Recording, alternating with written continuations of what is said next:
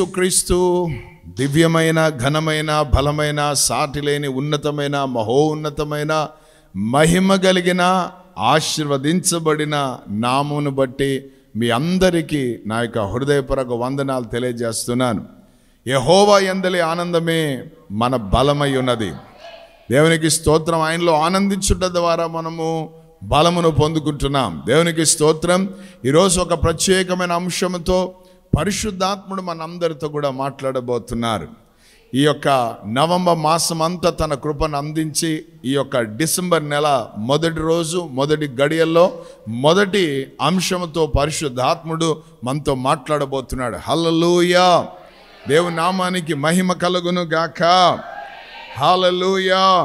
ఆమేన్. ఈ నెల ప్రభు మనతో మాట్లాడబోతున్నా వాగ్దానం, అంశం, దేవునికి స్తోత్రం ఏంటో మనం చూద్దాం. కీర్తనలు 30వ కీర్తన 5వ మాట. కీర్తన 30వ కీర్తన 5వ మాట. ఆయన కోపం నిమిషము మాత్రమే ఉండును. ఆయన దయ ఆయుష్కాలమంతయు నిలుచుచున్నది. సాయంకాలమున ఏడుపు వచ్చినను, రాత్రి ఉండినను, ఉదయమున సంతోషము కలుగును. అందరూ ఆమేన్ చెప్పండి. ఈరోజు ప్రభు మనతో మాట్లాడుతున్న మాట, ఈ డిసెంబర్ నెల ప్రభు మనకిస్తున్న వాగ్దానం, ఉదయమున సంతోషము కలుగును. హల్లెలూయా. ఈ నెల నీ జీవితంలో దేవుడు సంతోషమును కలగజేయబోతున్నాడు.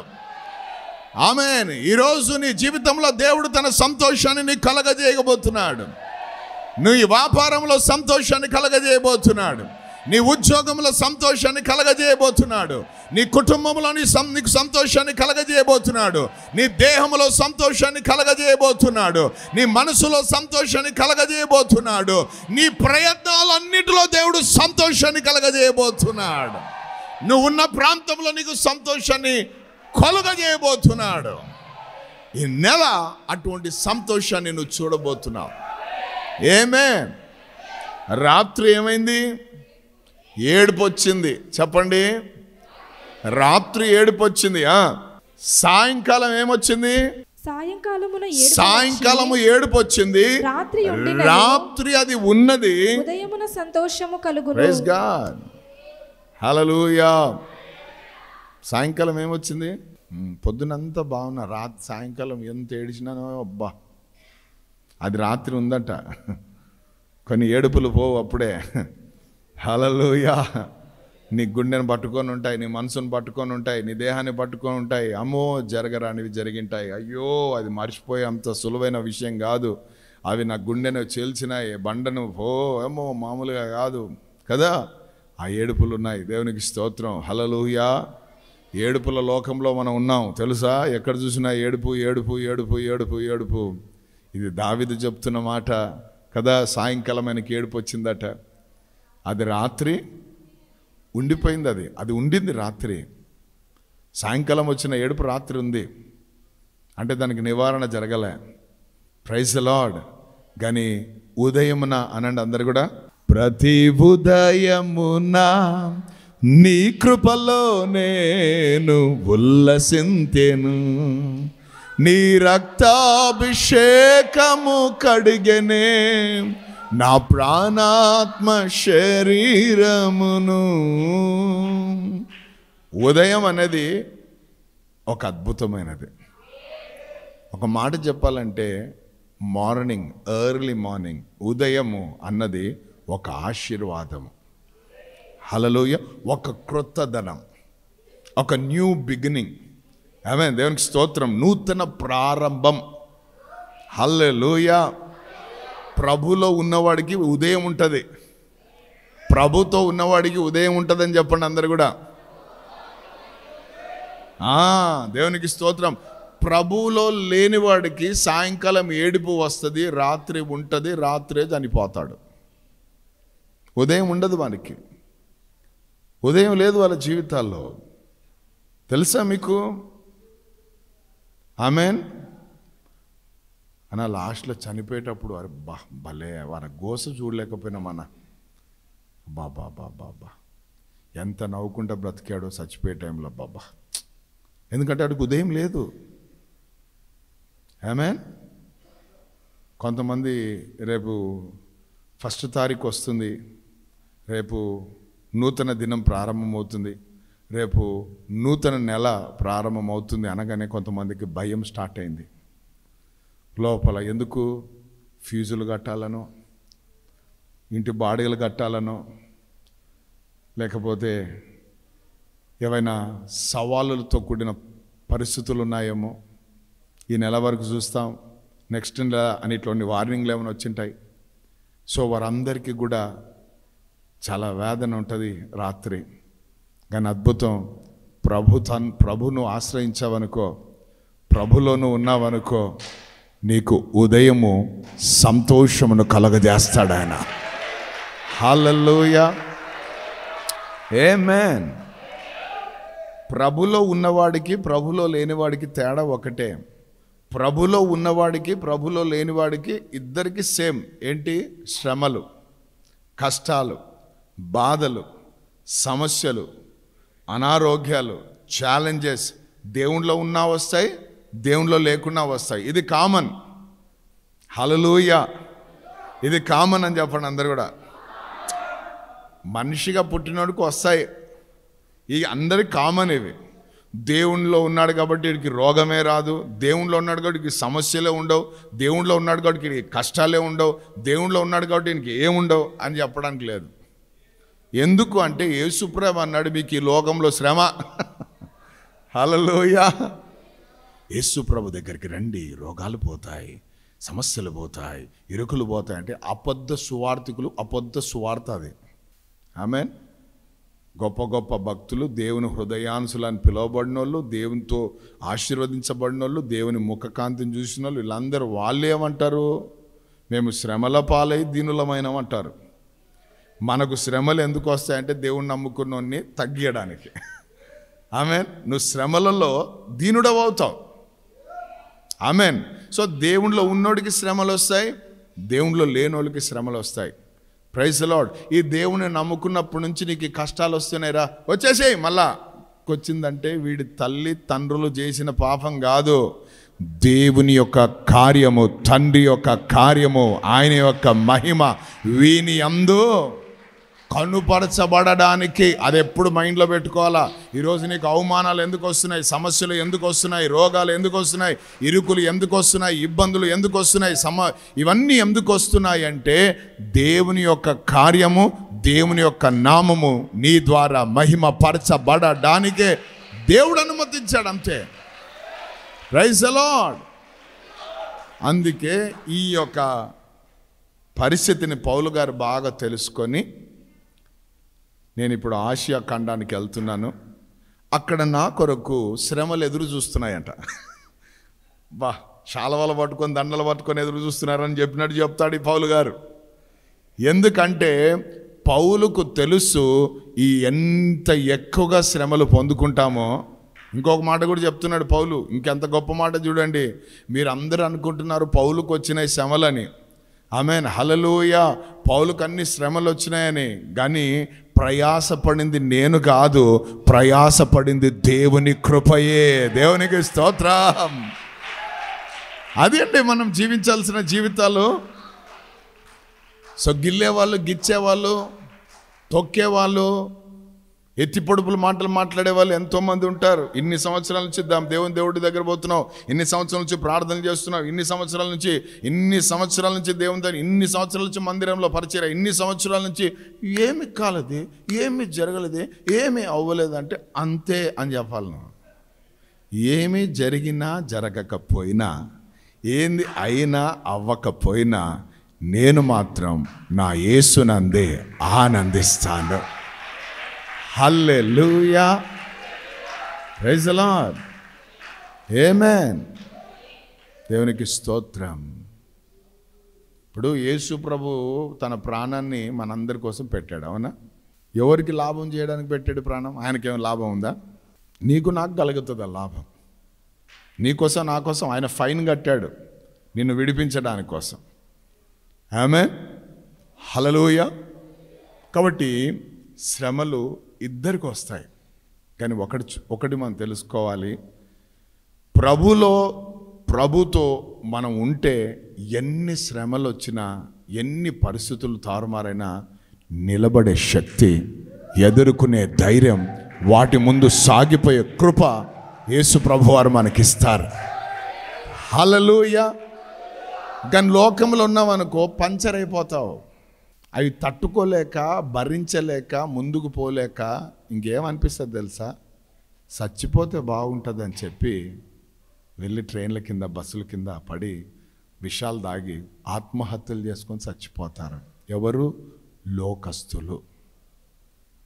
ఆమేన్. నీకు కూడా అటువంటి ఆలోచనలు తీసుకొని వస్తాడు సాతాను. నీకు కూడా తీసుకొని వచ్చి, ఆమేన్, నేను కూడా 2-3 సార్లు పోయినాను అటువంటి ఆలోచనలు గుండా. ఏం బ్రతుకుతో చచ్చిపోని, నా చాప్టర్ క్లోజ్ చేయాలన్నాడు. ఎందుకంటే వాడిని మనం క్లోజ్ చేస్తాం కాబట్టి, వాడిని మనం బంధిస్తాం కాబట్టి, వాడు మనం బంధించాలని చూస్తాడు, ఇట్లా ఆత్మహత్య చేసుకొని చచ్చిపో అనేసి. సో ఈ మాటలు వచ్చినప్పుడు, అయ్యా ఇటువంటి ఆలోచనలు వస్తున్నాయి, తీసేనైనా అనొద్దు నాయనా. ఇటువంటి ఎన్ని ఆలోచనలు రేపబడినా వాటిని ఎదుర్కొనే శక్తి, ఎదుర్కొనే బలము, ఎదుర్కొనే ధైర్యము, ఎదుర్కొనే వివేకము నాకు దయచేయి ప్రభువా. అడుగుడి మీకు అది. ఎందుకంటే ఉదయమున సంతోషాన్ని మనకు కలగజేయబోతున్నాడు దేవుడు. సాయంకాలం ఏడుపు వచ్చింది, రాత్రి అది నిలుచున్నది, కానీ ఉదయమున అంటే నూతన ప్రారంభం దేవుడు చేయబోతున్నాడు నీ జీవితంలో. క్రీస్తులో ఉన్నవాడు నూతన సృష్టిగా. దేవునికి స్తోత్రం. హల్లెలూయా, హల్లెలూయా. దేనిని బట్టి ఈరోజు ప్రభు మనతో మాట్లాడబోతున్న అంశం, దేనిని బట్టి ఉదయమున సంతోషం కలుగును. హల్లెలూయా, హల్లెలూయా. దేనిని బట్టి ఉదయమున సంతోషం కలుగుతుంది? నంబర్ 1, ఆదికాండం 32వ అధ్యాయము 24వ మాట. ఆదికాండం 32:24. ఒక నరుడు తెల్లవారు వరకు అతనితో పెనుగులాడెను. అందరూ ఆమేన్ చెప్పండి. హల్లెలూయా. ఒక నరుడు అనండి అందరు కూడా. తెల్లవారు వరకు ఏం చేశాడట?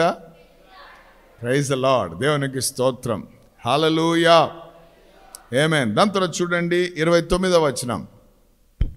అప్పుడు యాకోబు నీ పేరు దయచేసి తెలుపుమనెను.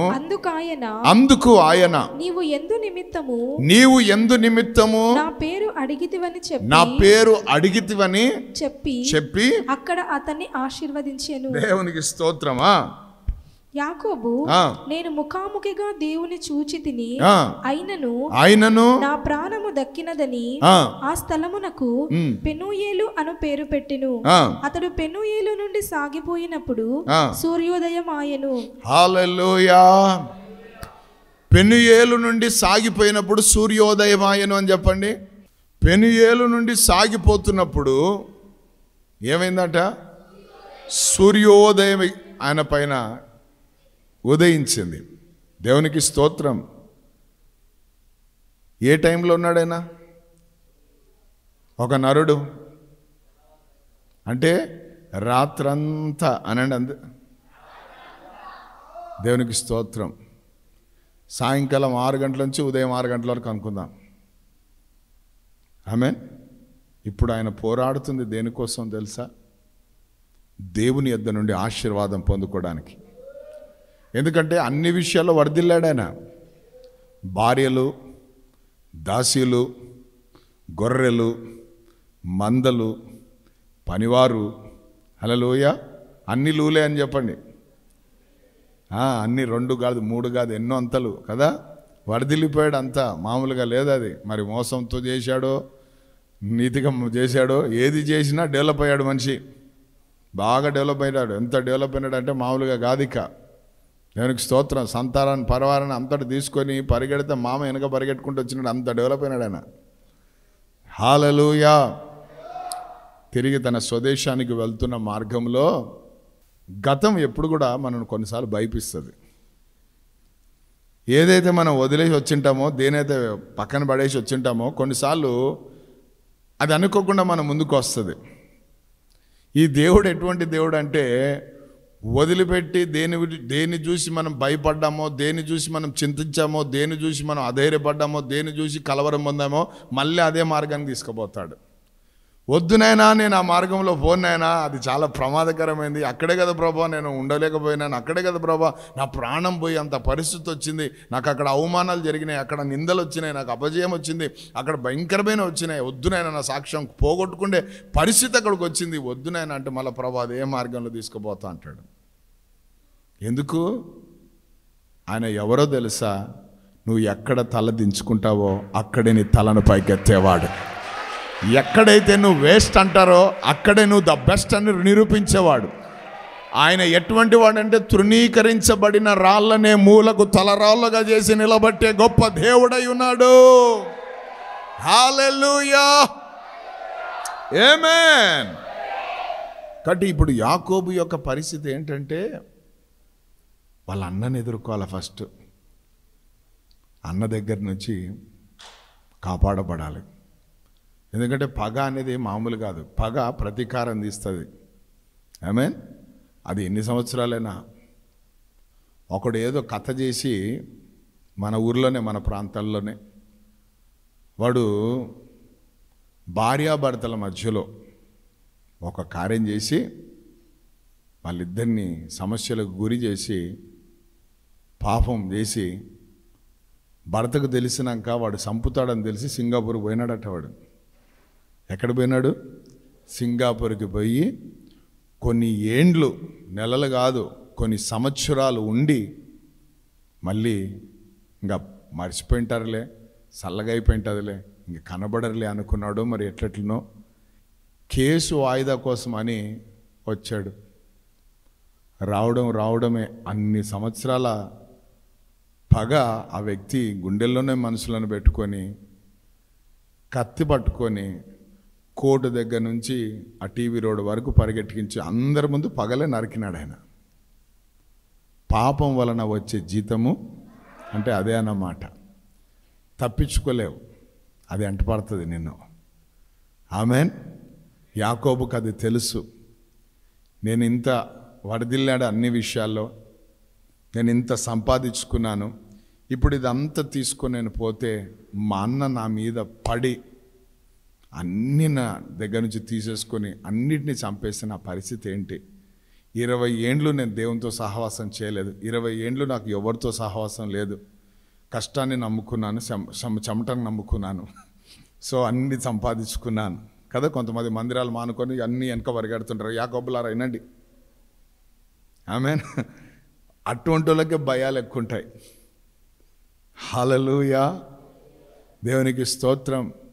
అంత కష్టపడి సంపాదించి అన్నీ చేసి ఏం చేస్తారు? ఆమేన్.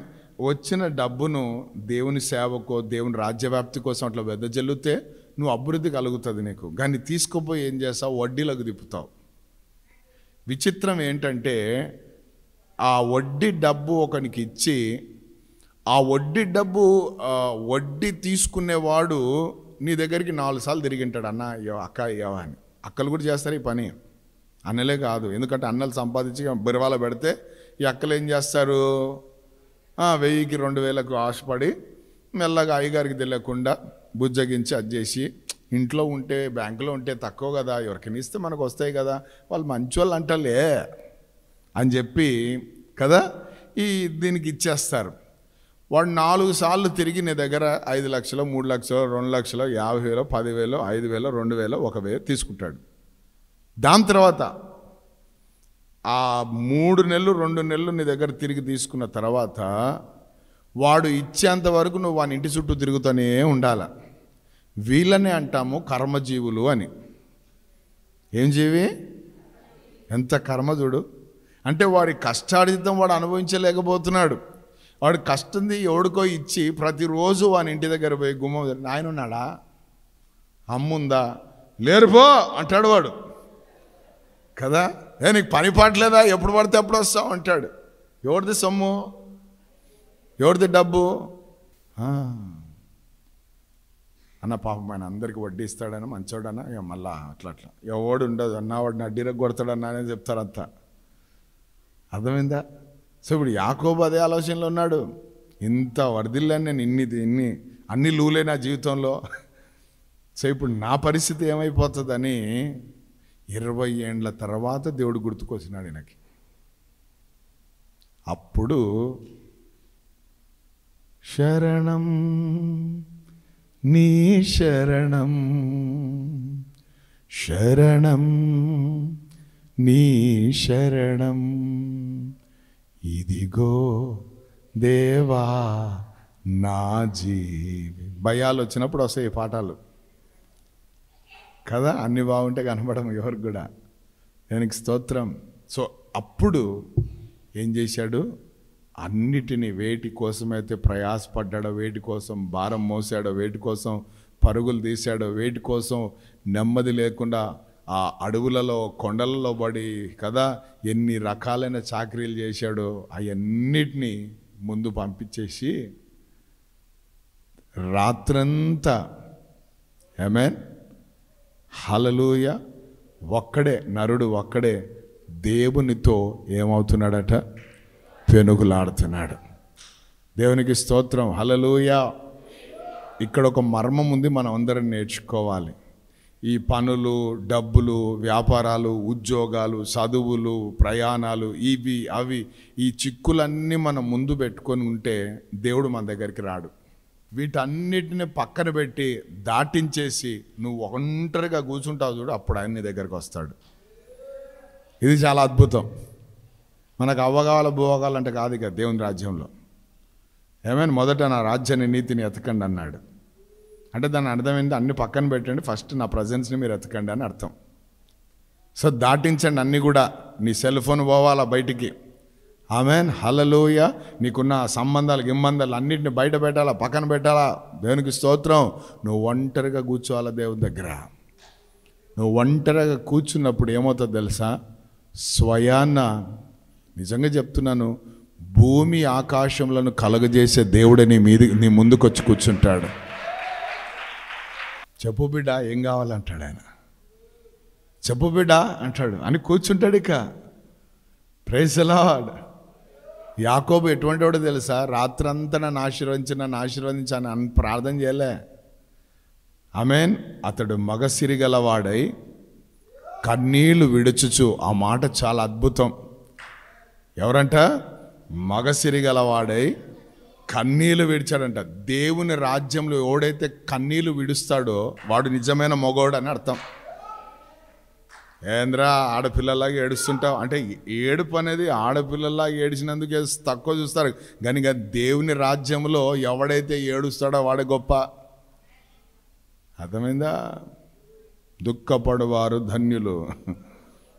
ఆమేన్. నీ సంతోషమును దుఃఖంగా మార్చుకో అంటాడు. సో ఏడుపు ఉందా? పక్కన చూసి ఏడిసేదే సాలైపోయేది. దేవుని సన్నిధిలో ఏడుపు ఎప్పుడు ఉందా? నా బ్రతికిట్లు అయిపోయింది ఇంద్రాయన, నా జీవితం ఏంది ప్రభా ఇట్లా అయిపోయింది, ఆత్మలో నేను ఎదగలేని స్థితిలో ఉన్నాను, ఆత్మలను సంపాదించలేని స్థితిలో ఉన్నాను, నీ రాజ్యంలో నేను కానుకలు విత్తనాలు విత్తలేకని స్థితిలో ఉన్నాను, నేను నీకోసం ప్రయాణం చేయలేక ప్రయాసపడలేక. ఆ ఏడుపు ఎప్పుడన్నా వచ్చిందా?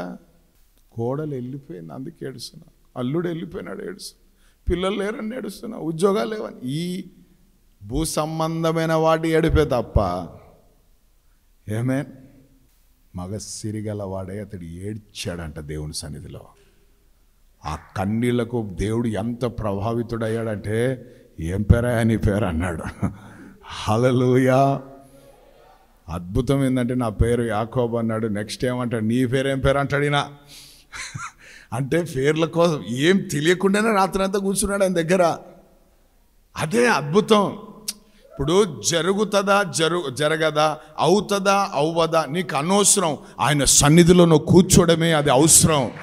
ఆయన మాట్లాడుతున్నాడా, మాట్లాడడం లేదా, జరుగుతుందా, నాకు చలిగా ఉంది, నాకు వేడిగా ఉంది, నాకు ఇట్లా అనిపించే ఆ ఫీలింగ్స్ అన్నీ ఏం అవసరంలే. ఆమేన్. ఇట్లా ఊగిపోతు, అబ్బా పరిశుద్ధాత్ముడు వచ్చినాడా నా వాళ్ళ మీదకి, అబ్బా ఏం ఊదునా, అబ్బా ఇదేనా ఊగడమే లేదన్నా, రాలేదన్నా వీళ్ళ మీదకి. ఆ ఫీలింగ్స్ కాదు. ఆమేన్. మన ఫీలింగ్స్కి బియాండ్గా పనులు చేసే దేవుణ్ణి మనం ఆరాధిస్తున్నాం. ఆయన ఉన్నవాడు అనువాడు, అది నమ్మాలి అంతేక. ఆయన పేరు, నువ్వు ఎక్కడ ఉంటే అక్కడ ఉంటాడు ఆయన. ఎందుకంటే దేవునికి స్తోత్రం, ఆయన ఉన్నవాడు. ఇక 2-3 ఆయన నామములో కూడుకుంటే పక్కన వాళ్ళని చూసి ఇట్లా అనండి, 100% ఉంటాడని. హల్లెలూయా. కానీ ఏడిసే మొగల్లాగా తయారుగాల సహోదరులారా. ఏడవాల మనం దేవుని రాజ్యంలో. ఈ రాత్రి నువ్వు ఏడవడం ప్రారంభిస్తే నీ కుటుంబాన్ని దేవుడు కట్టబోతున్నాడు. నీ భార్యకు రక్షణ ఇవ్వబోతున్నాడు. నీ పిల్లలకు రక్షణ ఇవ్వబోతున్నాడు. నీ కుటుంబం అంతా కూడా ఆయనను సేవించే గొప్ప భాగ్యములనికి దేవుడు తీసుకుపోతున్నాడు. అటువంటి ఆశీర్వాదం నీ పైకి రాబోతా ఉంది. హల్లెలూయా. ఆకాశమందు నీవు తప్ప